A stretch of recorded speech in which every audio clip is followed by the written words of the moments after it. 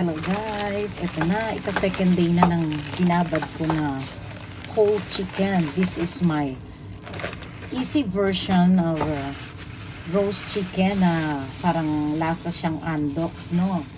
So this one whole chicken, binabad ko siya for 2 days with, for one whole chicken, you need 3 stalks of lemongrass, pepper 1 tablespoon, calamansi or lemon juice 1/2 cup, soy sauce 1 cup, then brown sugar 2 tablespoon, garlic 5 cloves, or kung gusto niyo maraming garlic okay lang, and then kung meron kayong kimchi roots or coriander roots mas masarap siya. Then patis 2 tablespoon.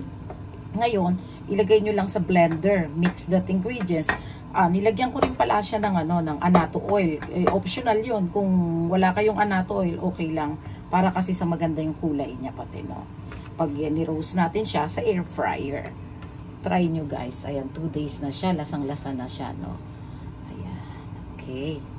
Abangan natin siya kung anong niya. Anong magiging lasa niya. Okay guys, sa air fryer lang yan natin gagawin. Pwede nyo ding sabayan ng lempo pag nagbabad na kayo kasi malasa talaga yung niya, yung kanyang pang marinade sauce na ginawa natin, no. Okay guys, ayan. Yung pinagputulan natin ng lemongrass, pwede natin ilagay siya sa loob para siya mabango. Ngayon, kung meron kayong toothpick para magsara lang siya, okay lang.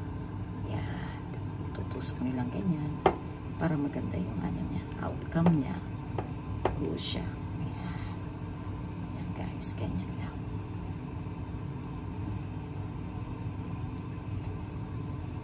Ayan. Okay na siya. Okay na po siya. Okay na yan. Okay. And guys, iset yung air fryer nyo for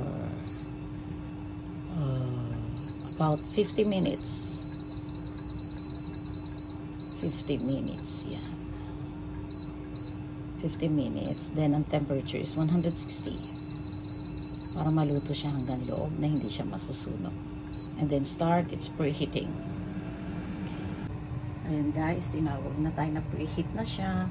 Ngayon, ilalagay natin yung ating manok na padapa na. Ayan. Ganyan guys. Lagay natin siya ng nakadapa po para yan, ganyan po.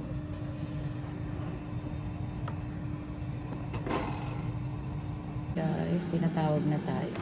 Tingnan natin. Wow, ang ganda ng color niya, diba? Kailangan na natin siyang i-turn. Baliktarin natin siya, ha. Ayan, nabaliktad na natin. This is optional guys, kung meron kayong annatto oil or kahit olive oil. Ayan, lagyan niya siya pagkabaliktad niya sa kanya.